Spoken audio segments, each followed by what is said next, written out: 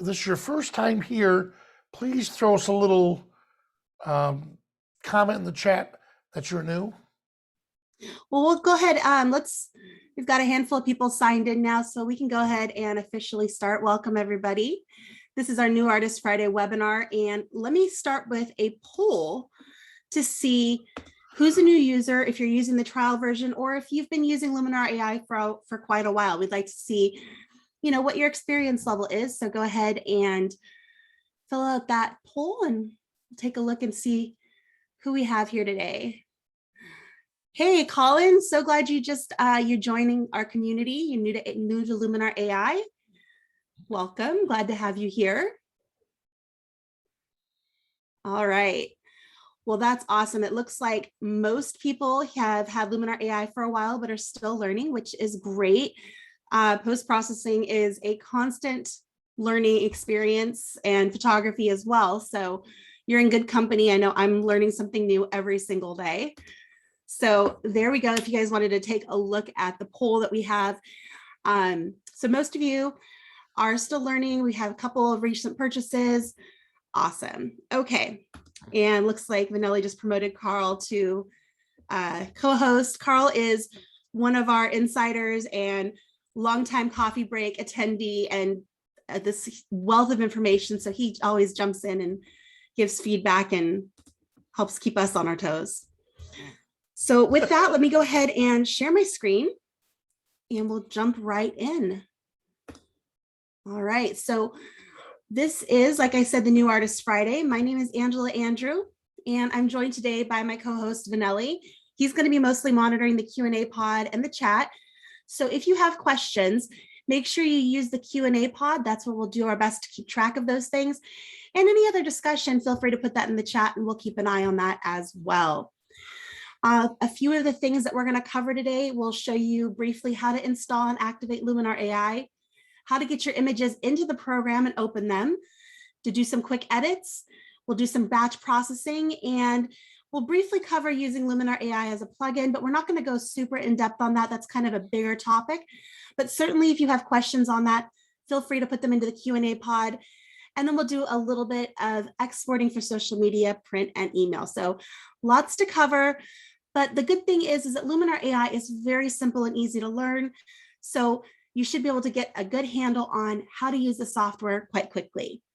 So we'll start with installing and activating Luminar. What you'll need to do is create a Skylum account on the skylum.com website using the email address you used for your purchase. Once you do that, you get into your Skylum account, then you can activate the software. When you first run Luminar AI, you'll be prompted to log in with your Skylum account. So go ahead and do that, and that should go ahead and activate your software.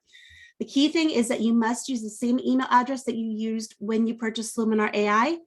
And if you have any questions about that process, reach out to support@skylum.com, and they'll do everything they can to get you up and running quickly. So let's dive into opening images. I'm going to switch over my screen here to Luminar AI. And there's two different ways that you can get images into Luminar.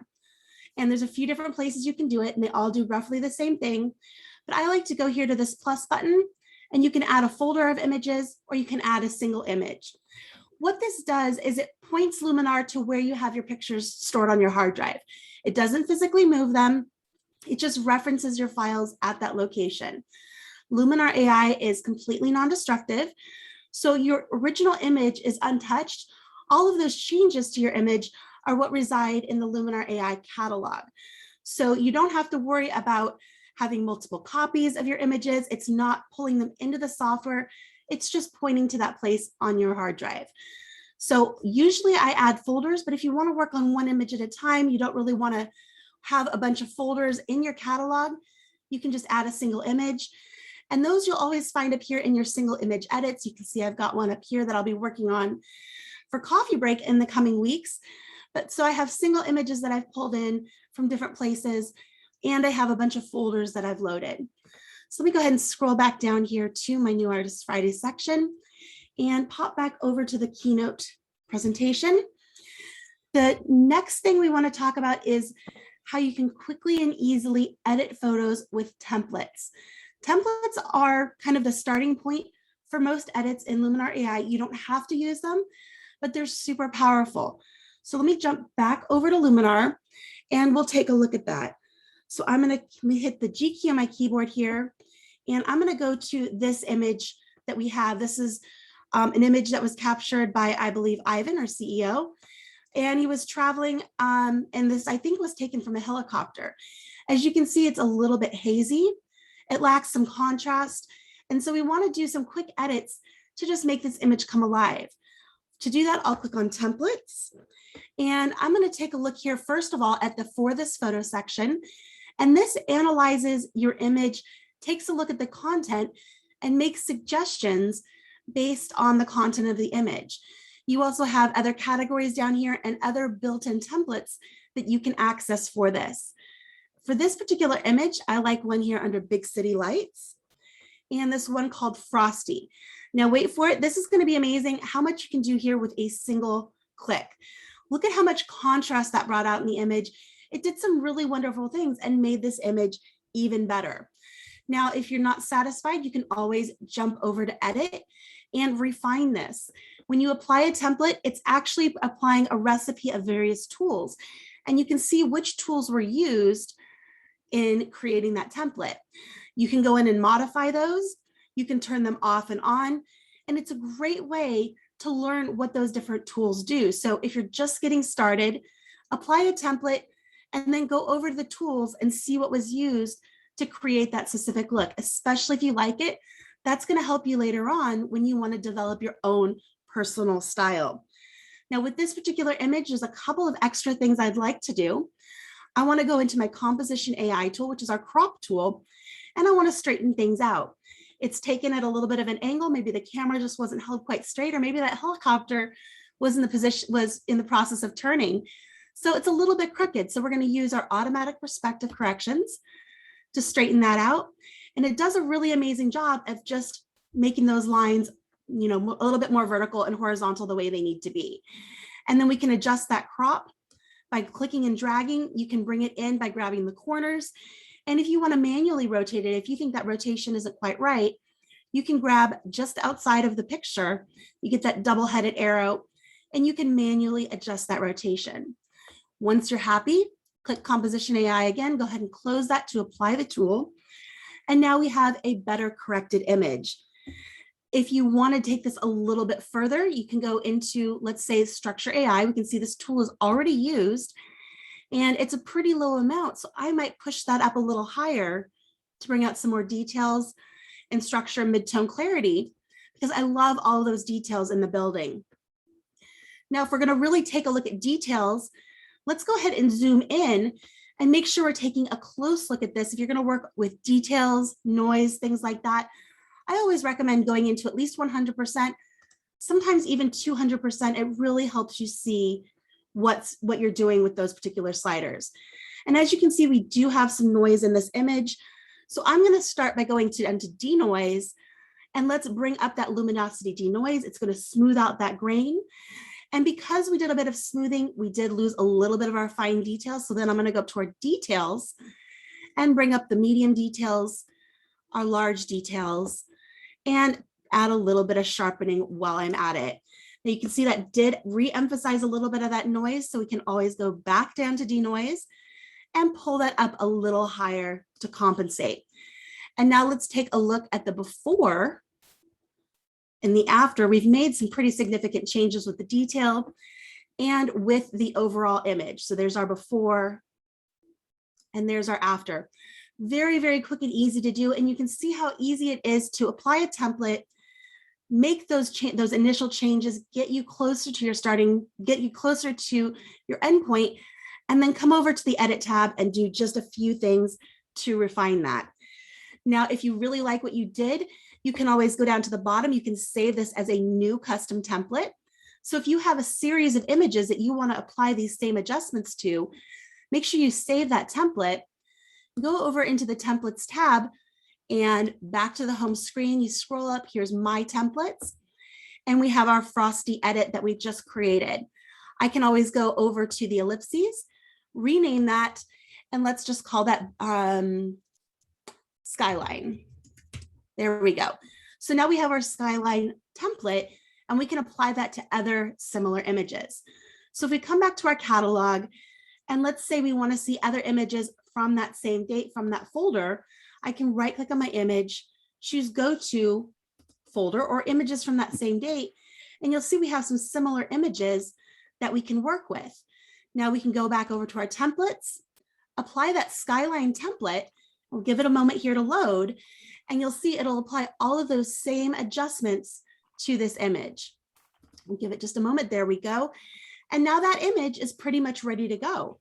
I don't know that I would need to do a whole lot else to this photo, and I can easily apply that same template to other images in this series or other images throughout my collection. So that's a really quick and easy way to work with templates. Now let's jump back over to our presentation here and take a look at some of the really key tools inside of Luminar AI.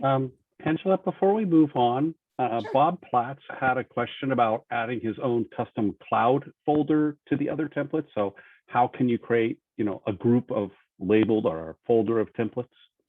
So it's not possible at this time to create a folder of templates. And we jump back over here to Luminar AI. When you create your own templates, they all show up in one long list.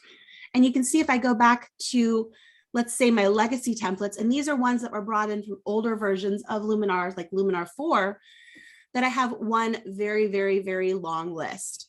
And it is a little bit hard to find what you're looking for in a list like that.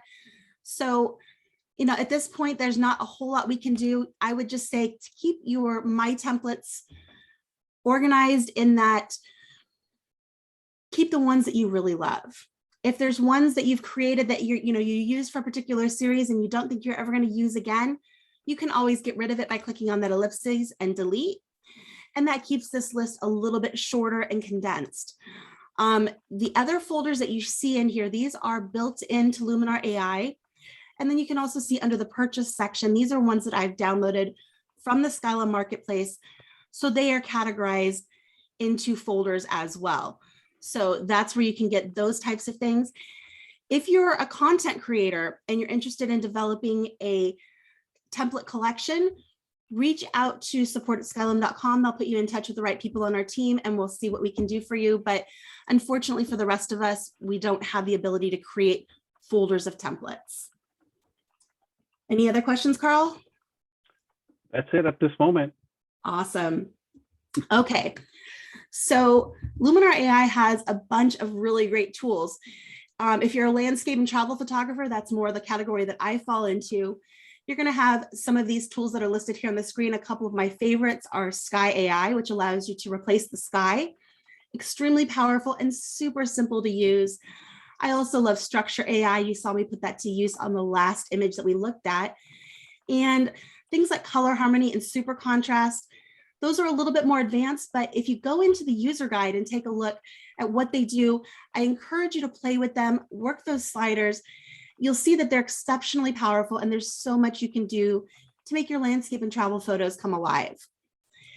If you're a portrait photographer, actually, I see that I need to update my presentation because Bokeh AI is actually called Portrait Bokeh AI, and that is actually available now, only as of this last week. So I need to do a little update here. So that is a pretty amazing feature that allows you to blur the background in a portrait. Currently, it's human aware in that it only works on humans or pictures with humans.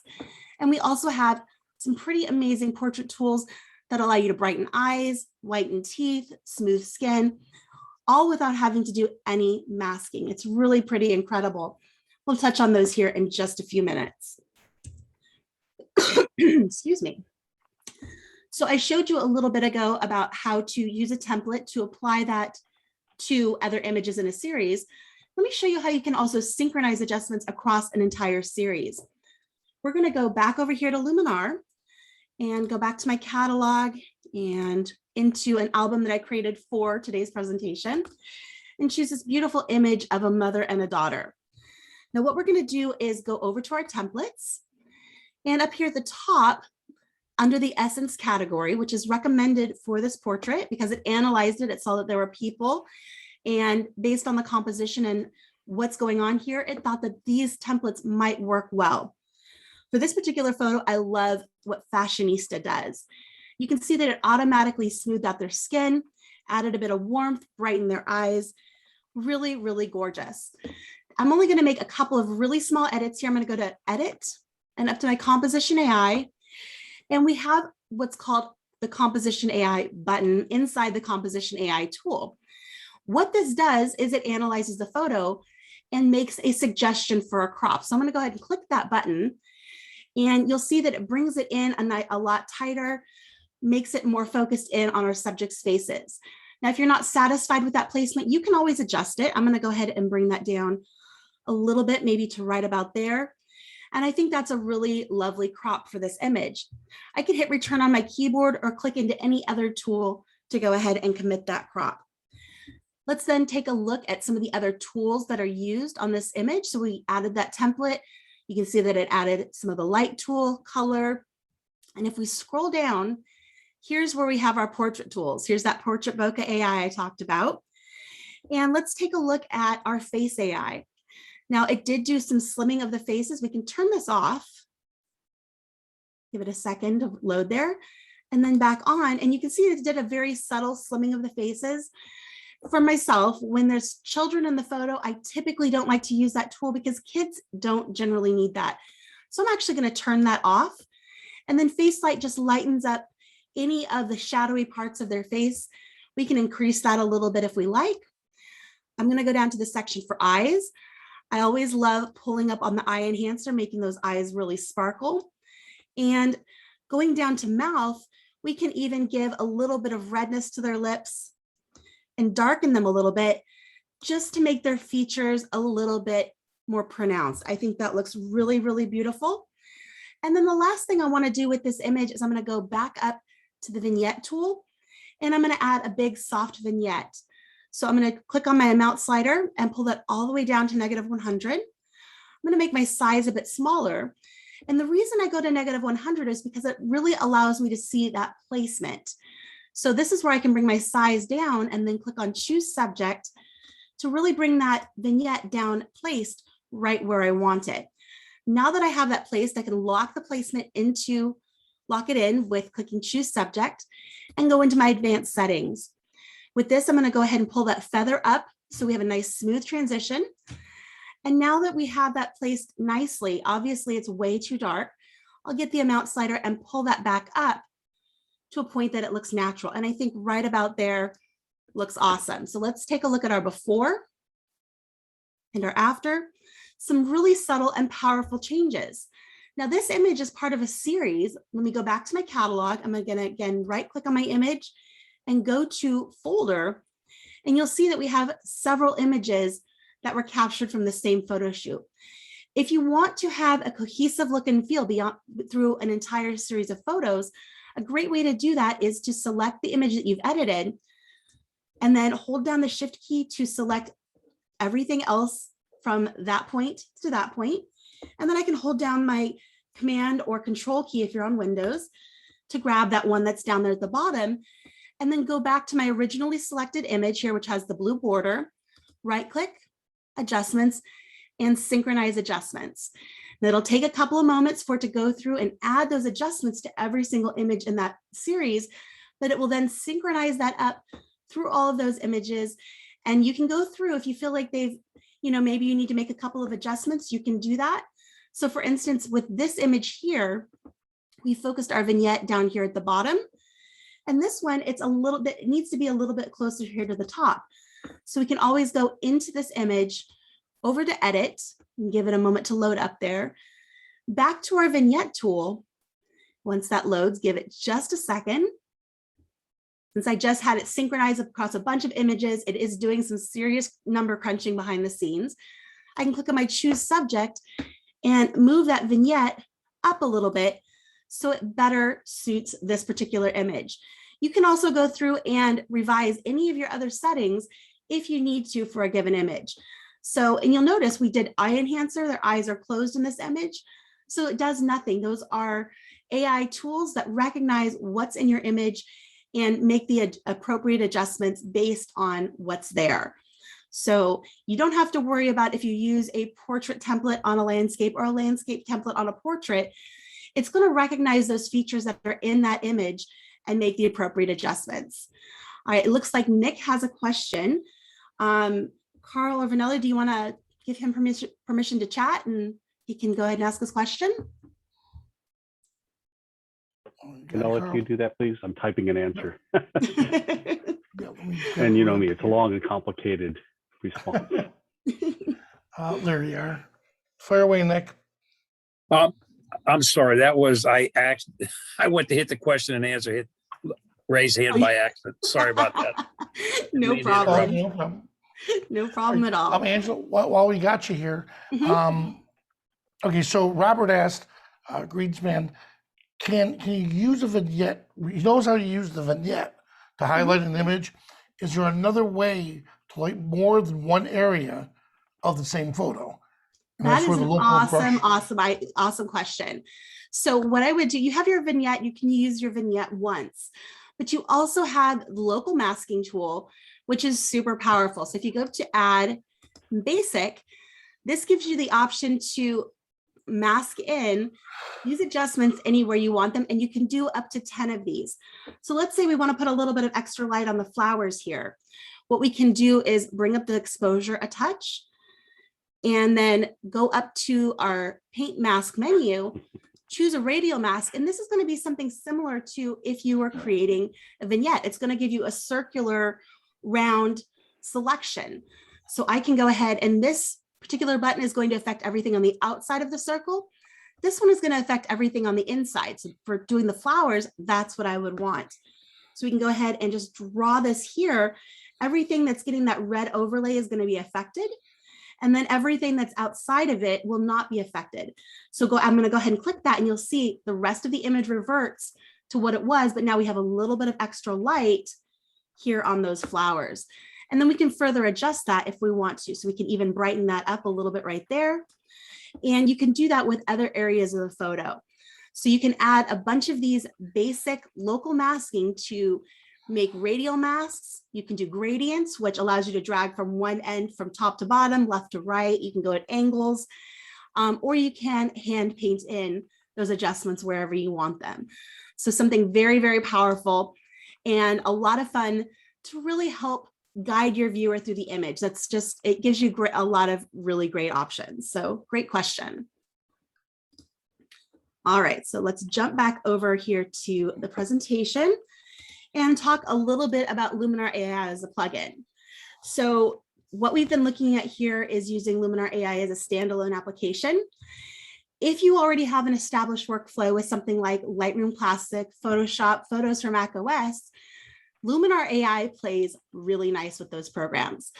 Personally, I'm a Lightroom Classic user, and my home base for all of my images, how I do my cataloging, is with Lightroom Classic. And so all I have to do is right-click on an image, go to export, and I can tell it to go to Luminar AI, take that image over there either as my raw or as a copy with my Lightroom edits. It's really, really easy to do. And so if you're going to use Photoshop or Lightroom and then use Luminar as a plugin, that plugin should automatically install when you install the software. However, if you happen to accidentally skip that step during the installation process, all you have to do is go up to the Luminar AI menu and tell it to install plugins. You can see here that I already have my Photoshop and Lightroom plugins installed, but if for some reason you skip that step, all you have to do is click install and then done, and those plugins will be ready to use. You'll just need to relaunch Lightroom or Photoshop to get back to those. With Photoshop, same thing, you're in Photoshop, you go up to the filters menu and you can load the Luminar AI plugin there. And if you use Photos for macOS, it works as an extension, which actually opens Luminar AI inside of Photos for Mac. You click on a little button that has 3 dots in it. It'll give you your list of available extensions. They're similar to plugins, and you can launch Luminar AI that way. If you have any questions about loading those as plugins, make sure you check out the user guide, which you can find via the help menu right there in user guide. And there are instructions that will walk you through how to use those plugins with the various applications. All right. So exporting. Now that you've edited all of your images, you probably want to do something with them. Maybe you want to email them to a friend. Maybe you want to post on social media. Maybe you want to get prints made. So how do you do that? We'll go back here to Luminar AI, and let's say we want to export this particular image. You can go up to File and Export. So that's one way. You can right-click on an image and choose Export, or go ahead and move this panel out of the way here. We have up here in the top menu bar, we also have Export at the top. They all do the same thing. It's just a matter of what is easiest for you. We're going to work from the Export panel, and you see we have a few options here. So I'm going to choose Save to Disk and click on the button to save to disk. This is going to create a copy of this image with my edits on my hard drive. I can choose the way what I want to name it. I can choose where I want to save it. And there's a handful of settings here that I can adjust depending on how I want to use it. If I'm going to be sharing it online, I probably will do a low amount of sharpening, and I will size it to something smaller so it's easier to upload, easier to email, however you want to do that. 1920 by 1080 is typically a good size. If you're going to share it on social media, I encourage you to check in the FAQs for individual social media channels. They have their own recommendations for sizes to make them display at their best. So check that out. For online use, sRGB is great. JPEG format is the most compatible with everything, so you're going to want to go with that. If you're sharing it online, you might want to back off this quality to somewhere around 70 to 80. And that'll just save a little bit of space. It's not going to make a change that's really visible to the human eye, especially when you're downsizing it a bit. And it'll make it a little bit harder for somebody to print if they were trying to rip off your image. It's not a fail-safe thing, but it does help. So then you would just click Save, and then that image is ready to go to social media or email or however you want to send it. If you're wanting to print, this is where I would make sure you're not resizing it at all. Keep it at the original size. And depending on how you're printing it is going to be what you choose for your color space. So check with, if you're sending it to a print lab, what do they recommend? And make sure you use that particular color space. And as for format, most commercial and consumer printing labs are probably going to recommend a JPEG. Some of the higher end labs will allow you to send in a TIFF, which is going to be a much larger file with a lot higher quality. So just check with your print lab and find out what they recommend and make sure you set those settings appropriately. Once you do that, it'll end up on your hard drive and you can send it off to the print lab. So lots of great options there for getting your images out of Luminar AI, because the point of taking these images is we want to be able to share them. So however you're sharing them, you'll need to export them out of Luminar AI in order to see those changes. Because right now, if I say go to this image and show it in my Finder, you'll notice it's still the raw file and it's still unedited. So if I shared this raw file, it's not going to look like the one we edited. You need to export a copy with those changes. It creates a new copy so your original is still preserved, and then you share the copy that you added your edits to. Awesome. Hey, Angela, so John Wells has a good question. John, yeah. I'm going to unmute your mic so you can talk. Awesome. All right. Well, my question is, I use Apple Photo, for better or for worse, for organizing, and I come into Luminar right away as a plugin. Sometimes, and we've talked about this during the week, sometimes I kind of inadvertently bake in something that I wish I could undo. Mm-hmm. But I'm wondering would I be better off to just go into Luminar independently of Apple Photo so that things don't get baked in, or what?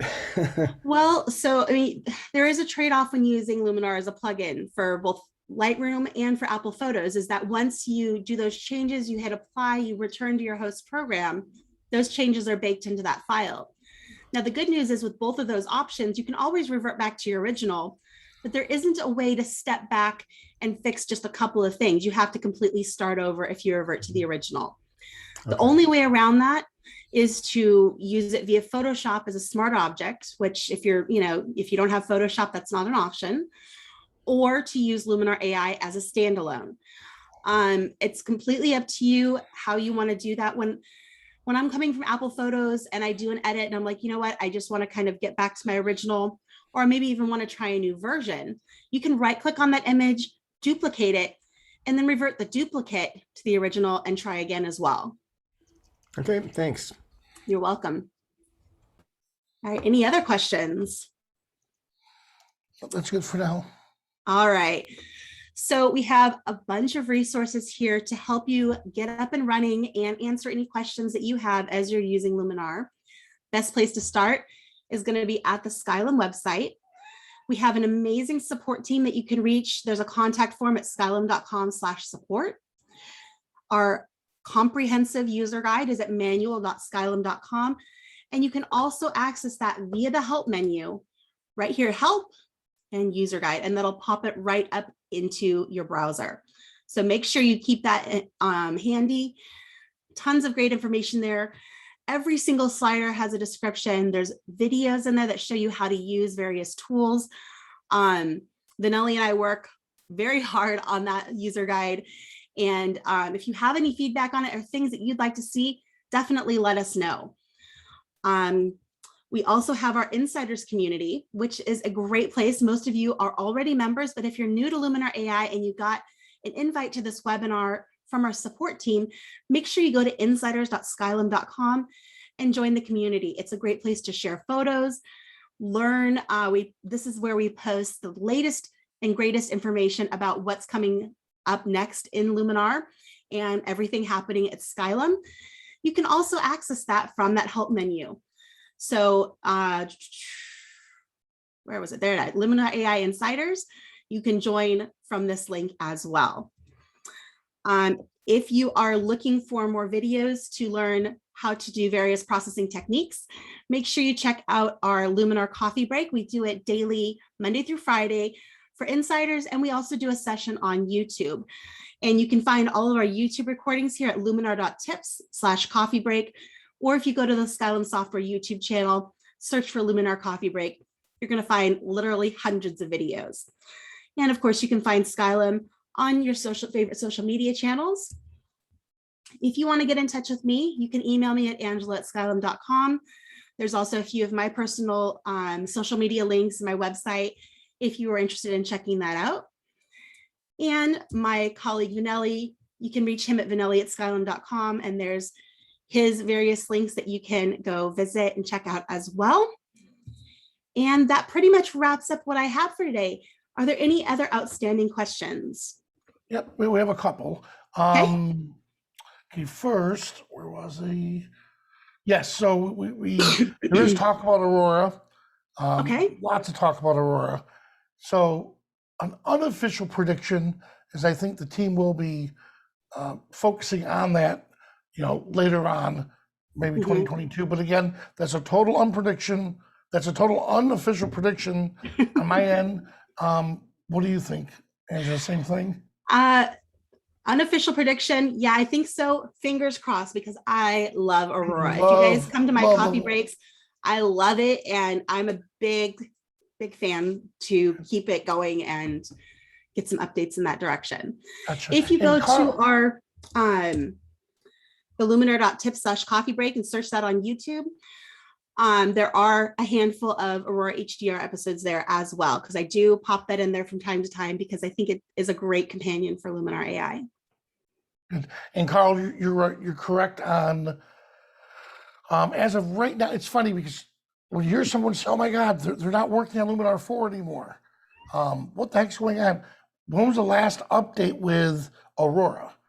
So with a Luminar 4, they're doing slight modifications, like for certain things, but they're not adding any new feature to Luminar 4. So Luminar AI is the next version. And then Carl, yes, we could use PNGs, and I just looked at the user guide, and it shows both JPEGs and PNG. You saw only JPEG? I may not have read it carefully enough. Okay. No problem. Yeah, because it's both. So with it, we can't use raw files because again, a raw file is not developed, and oh my God, they're so huge. So JPEGs and PNGs you can use. All right. Well, thank you, Nick, for catching the fact that I misread that question. But yeah, so that we're talking about sky replacement here. So for sky replacements, if you have your own cloud files, your own sky, preferred format is JPEG. PNG is also supported. Probably don't want to use transparency in PNG though when you're doing sky replacement. Yeah. Right. But you know what's funny is I stopped using PNGs years ago, and Harrington was mentioning that between that and JPEG, the PNG holds more information, which I didn't realize, and it also has the transparency. Now, of course, JPEG is a lost technology or lost file format, meaning that it compresses it. Well, Carl will be better to explain it, but it compresses the image to where it, let's say a sky, for example, it knows, oh, look, blue, blue, blue, blue, blue, blue, blue, blue. JPEG says, yeah, okay, we get it. There's a whole bunch of blue here. Well, let's chop out this blue and just merge it together. And so after a while, if you keep saving a JPEG, like Control S for save, it's saving a compressed version each time. So if you do save a JPEG on top of a JPEG, the same one, you save as. Then this way, you're saving this version onto it, not a compressed version with a compressed version. All right? So Stephen asks, does the same apply for textures? Stephen, me personally, I prefer to use PNG for textures because I can use the transparency feature of PNGs to make the textures apply in a more pleasing manner. But certainly you can use JPEGs as well. Exactly. Yep. Now, Kent brought out a good point. He says he finds that the adjustable gradient is better on Luminar 4. That's why he was asking. Now, ironically, do you remember that, Angela, when we were like freaked out that we thought AI got rid of the adjustable gradient? It's in the local it's in the local Yeah, exactly. masking tool. So if you go over to edit and let's see, go ahead and add basic. You actually have a lot more controls here than you did in that gradient tool in Luminar 4. So we can, let's say, let's pull down the structure.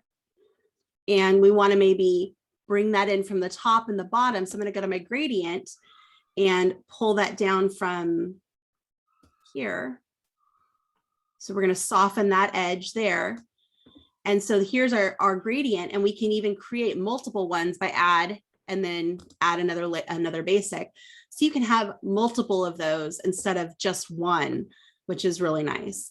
But it's the same concept in that you can adjust the placement of those lines. You can adjust the blending. You can change which way it goes. So you can drag up from the bottom to affect the bottom. You can drag down from the top to affect the top. I know that the adjustable gradient tool in Luminar 4 was handy, but this is far more powerful.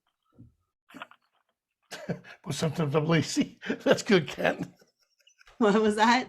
Ken goes, I know it exists in Luminar AI and it does work better, but sometimes I'm lazy. I get it. I get it. You know, in all honesty, Angela, I'll be the first to admit, when Luminar came out, Luminar AI, I feel I'm a lazier what do we call it? Photo editor. I edit my photos. How do I say this? I don't want to say lazy, but there are a lot of things that I used to have to do in Photoshop that if I have to go back to it, like for the skin in Photoshop, I can't remember how to do frequency separation. It's been that long. And then every so often, I do fire up Luminar 4 by accident. I'm like, what the? Oh, wrong one. But I forget how far we've come. So sometimes it's good to go back to where we began.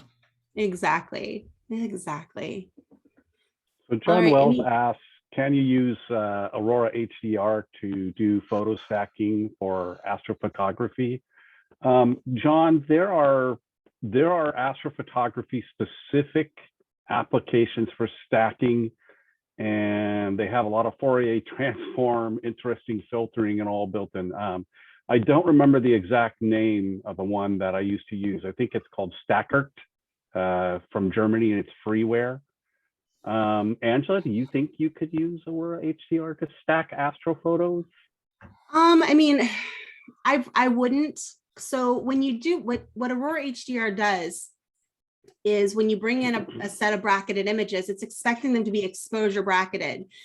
So as far as bringing in a bunch of images that are of the same exposure and you're using those to eliminate noise, it's not going to do that for you automatically. You could bring in multiple image layers and manually try to do that. It's not going to be the most effective way to do that. You're going to want to use probably Photoshop or one of those utilities that is specifically for night sky stuff. And I was trying to find here, actually found a great article. I think it was actually a Photo Focus article that I came across last night that I shared with my photo club, because we're doing a night sky shoot this weekend. So let me pop this into the chat and you guys can take a look at that if that's something that you're interested in doing. It has some really great techniques for stacking images, for getting rid of noise and other artifacts that you have in night photography. So yeah, so you're right, Angela. In astrophotography, when we stack images, we're trying to eliminate random pixel noise. Yep. And only keep the most commonly occurring pixels, the ones that are actually signal instead of noise. Whereas in HDR, we're trying to expand the dynamic range of the photo, getting the shadows to be visible as well as having the highlights down where they should be. So very different, which by the way is a simulation of what your brain does automatically. Exactly, yeah. Most of our brains. Well, this was great. This was great. And by the way, Carl, are you proud of me that I didn't let Phil or Russ drag me into the whole zip thing? Yes. So if you all will attend our coffee breaks, they're very tongue-in-cheek, and Russ and Phil are regulars, as is Kent. And so we do have fun with each other. Yes. Yes, we do. So I can't wait to eventually do these live, Angela. That'll be fun. That will be very fun. All right. Do you want to take us home? Sure. Well, I want to just say thank you, everybody, for joining us, spending a little bit of your Friday with us. As Carl mentioned, I hope you'll join us for our regular coffee break sessions on Insiders Monday through Thursday. It's a fun, funny, irreverent group, and I think you'll really enjoy it and get a lot out of it. So other than that, have a great weekend, and we'll see you on the next coffee break. Bye, everyone. Bye, everyone.